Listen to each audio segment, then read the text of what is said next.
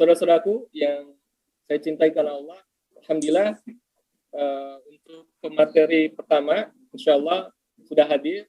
Beliau akan menjelaskan materi yang luar biasa menarik dan penting bagi kita semua tentang LGBT. Bagaimana pandangan dalam Islam ya tentang LGBT, termasuk juga di sesi kedua, materi kedua, insya Allah akan dibahas bagaimana pandangan hukum di Indonesianya. Ini bukan main-main, ini ancaman buat kita semuanya. Mereka adalah musibah yang tidak berdarah. Orang yang terkena sindrom ini tidak berdarah, tidak terluka, tidak merasa sakit. Justru mereka menikmati itu.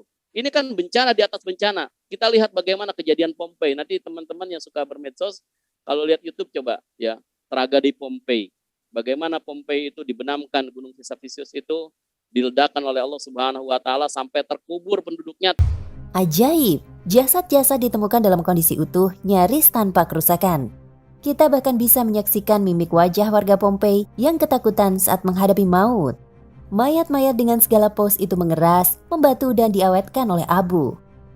Dari penemuan ini terungkap karakteristik penduduk kota yang kaya raya pada waktu itu. Kota itu ternyata mengumbar perzinahan.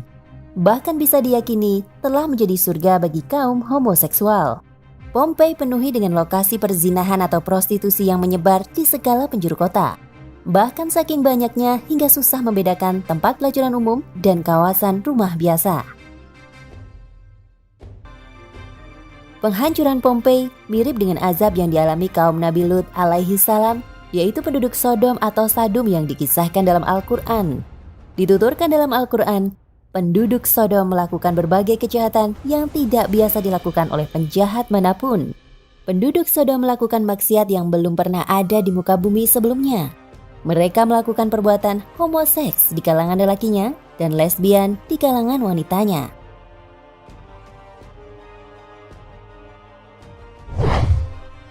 Kedua jenis kemungkaran ini begitu merajalela di dalam masyarakat, sehingga merupakan suatu kebudayaan bagi penduduk Sodom.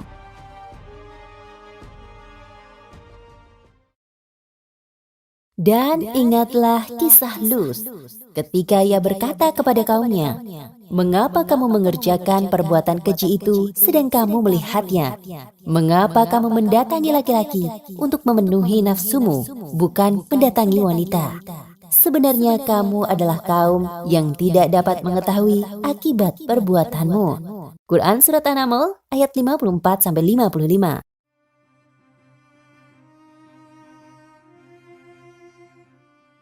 Maka tatkala datang azab kami jadikan negeri kaum Lut itu yang di atas ke bawah kami balikan.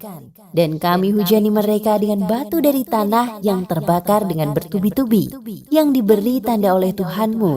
Dan siksaan itu tiadalah jauh dari orang-orang yang lalim. Quran Surat Hud ayat 82-83. Kita tetap celak ya kelakuannya, perilaku penyimpanan seksualnya. Namun kita juga jangan lupa mendoakan mereka. Masih boleh mendoakan kebaikannya. Ya, berikan arahan-arahan. Arahkan mereka kepada orang-orang yang pernah menangani. Selamatkan mereka dengan cara mereka untuk kembali kepada fitrah. Kalau kita membiarkan, berarti kita membiarkan sebuah kemaksiatan, sebuah dosa, sebuah kerusakan tatanan manusia. Jadi ada kelompok di Kota Bogor yang meminta perda ini dibatalkan. Mereka menganggap ini diskriminatif. Padahal Pak Wali Kota sudah menjelaskan, perda ini tidak diskriminatif.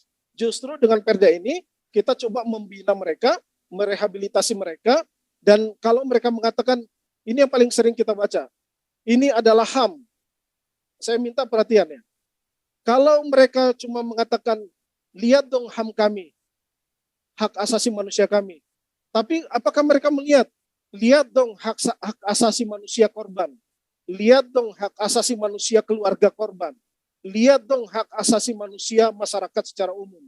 Kalau dibanding hak asasi mereka, dia cuma satu. Tapi hak asasi manusia ada 3 yang mereka lupakan. Korban, keluarga korban, dan masyarakat.